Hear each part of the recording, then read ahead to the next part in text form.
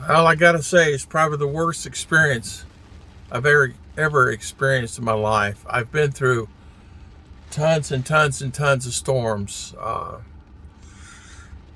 Living here since the mid '80s, I say tons, probably. I don't know, ever since 1980. So you can kind of add them up, except for about 10, 11 years in the Philippines. But this was a bad one. A lot of wind, a lot of rain, flooding, and I'm going to flip the camera around so you guys, if you can see it, flooding. Just this one area here. I'm on a strip of road here. In front of me, you can't really tell, but there is no more road. It's all water. Behind me, there's water.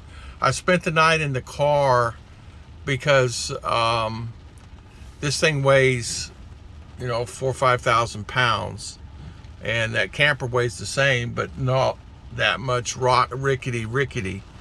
The storm's still going on. It's 7:15 in the morning. They suspect it'll be going on for a couple hours, and then we can proceed around. But they're telling everybody, and I got to tell you, I went from the camper to the car, and water was probably, I would say, I'm guessing 3 to 4 feet. And I'm praying that my camper is not flooded. I'm just praying. I'm going to have to get out of the car, but I'm not getting out now. There's no way I'm getting out now. But I just want to give everybody updates. I'm safe, and I'm praying to God that my camper I just purchased on Monday, and then Tuesday prepared halfway, because you can't prepare anything all in a day when there's no products available in the shelves. I went to get wire nuts and there's none available. I went to go get a cutter to cut the wire for my power plug because it was all messed up. Went to buy a new power plug. There's no plugs available. There's none available within 100 miles of my area. People were fighting at the gas pumps. There were arguments going on getting gas because the guy thought he was earlier than the other guy. So I didn't videotape any of that stuff because you know what? It's just nastiness, pure nastiness. And you guys know I don't like doing that. But I think I can get down this road over here, maybe park the car and walk there. But if you can tell, you can't really tell, the road's underwater down there. It's not as if it's deep water. Its water's probably about, I would say, 6 or 8 inches deep. Not a problem, but not something you want to drive your car through for sure. A pickup truck will be fine, but sometimes we have what we have and there's nothing we can do about it. But I can make my maneuver over there if that debris is not as bad as I think it is. But it could be bad. But I'm not going to get out now. I've been here since 2 a.m. in the car. The storm arrived here early on, and I do have to say that it is an eye-opener. If anybody's ever been through a hurricane, the winds were up to we lost power probably about 6, and then there's so many people out of power. 26% of the power in the state of Florida right now is down. My good friend Dave, he has power and electric, which is a good thing. If I can maneuver my way out of here, which I don't know, I will go see him. But there's curfew on and can't get out. And they got the roads pretty well blocked. So if you go out, you're going to run into police. So, and they will turn you around or make you get back inside, or they'll take you inside somewhere at a center. They're not playing on this storm. They don't want anybody have any problems. But you can't really see here. Excuse me. I'm going to pull this down here, but you can see the water there. You can see all the water there. Gives you an idea. That right there is probably 1.5 feet, 2 feet deep, because you can tell on the way it's going into the ground there. Yeah, these things, when they put these parks together, they don't think about stuff like this. But I have an eye-opener situation with me for sure.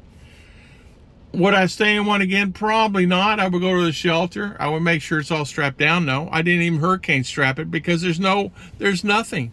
I had to, you would not believe the wood situation. People were getting wood, and I tried to buy me 1x6 and 2x6. And of course, as you know, it's strange. Maybe the regular price, $40 for a piece of wood is okay, no worries. So I went to do it, but all the saws and everything were down and they would not cut the wood. They were too busy. And buying a hand saw, buying a skill saw, even a standard pair of wire cutters. I found a pair of wire cutters. They wanted $50 for a pair of wire cutters. I don't think it's called gouging, but it sure seems to me that a pair of wire cutters, $50. A Phillips head screwdriver, and this is at Lowe's, Home Depot. I went to Lowe's thinking it's cheaper, then went to Walmart, and the same, they had one screwdriver left, and it was too small, too fine, pot metal. I'm not spending $25 on a Phillips screwdriver. Prices have increased. I guess, I don't know, it's just weird how things work out sometimes. How prices, I know that a regular standard screwdriver is not no $25. That's ridiculous.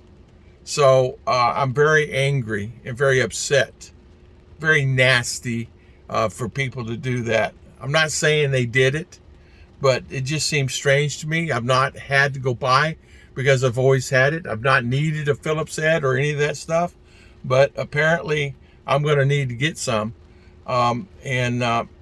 You know how that is. So pray for me there. But yeah, the winds are up.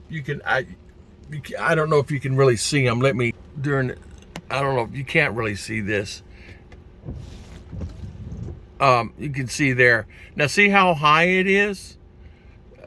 Right there in the winds. Well, it's not too bad. They're running about between 60 and 80 right now, according to the news in my area.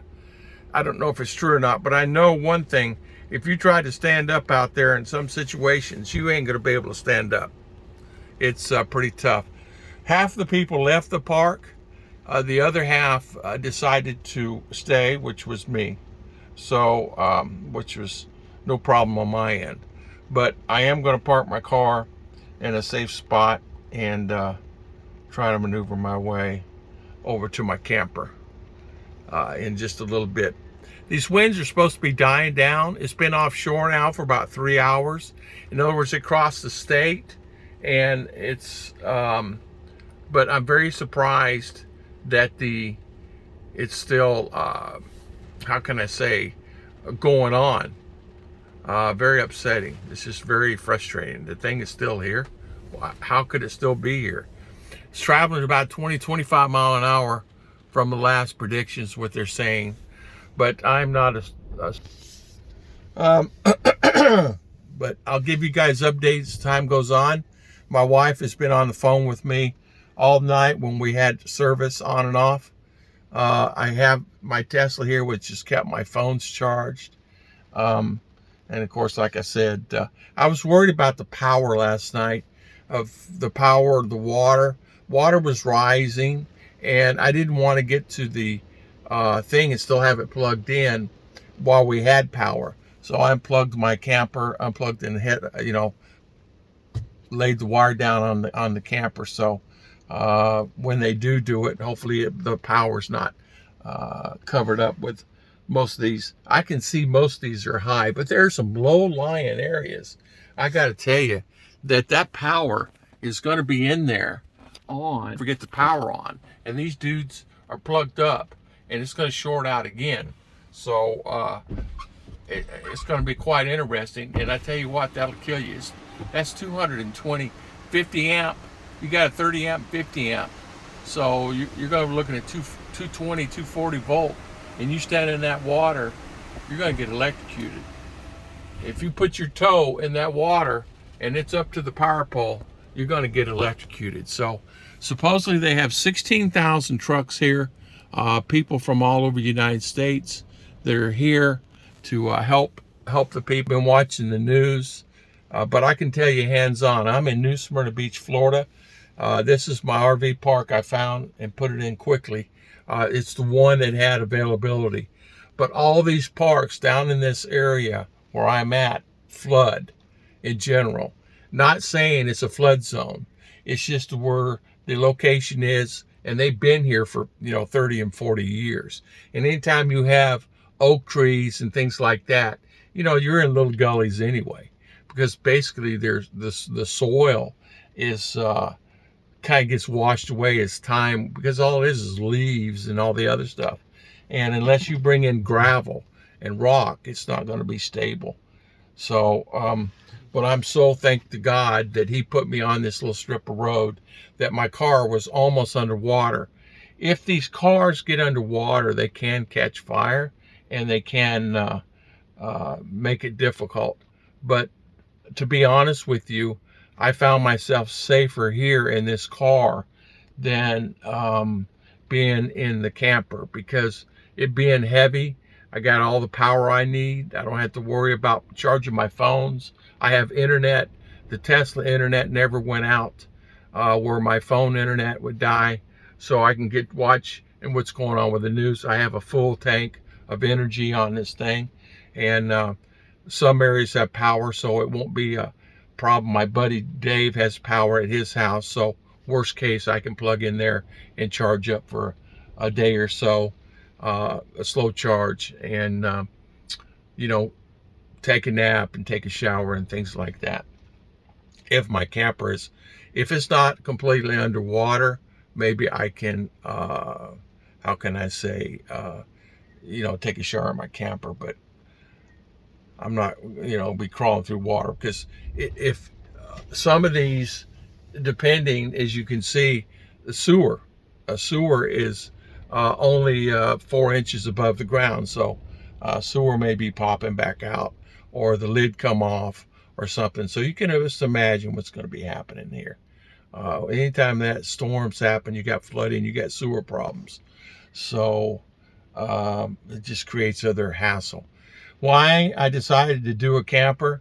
Because there's so much to live here in the States, and the camper is so much better for me. It has 2-bedroom, has all the features of home, and then it has fridge, everything, and fully furnished. So I didn't have to worry about buying any furniture. And the lot rent can run $500 to $600, $700 a month, compared to apartment at $1,400, $1,500, $1,800 a month. So that's the reason why I did that. It was just easier for me to maneuver around and do it and park it and not worry about it. So, and then you don't have to put deposits on electric or anything like that in an apartment. You got to put like $300 down in electric. Water, you have to put water deposits down, and even gas, if you have gas, propane gas for your house. Apartments, that's been a big thing. People are going propane now more than they ever did because of that. Don't know why. But I'm going to go. I'll let you guys know. It's a 13-minute long video. I'll give you updates later. God bless everybody. And I'll see you guys next time on Tom and Ruth.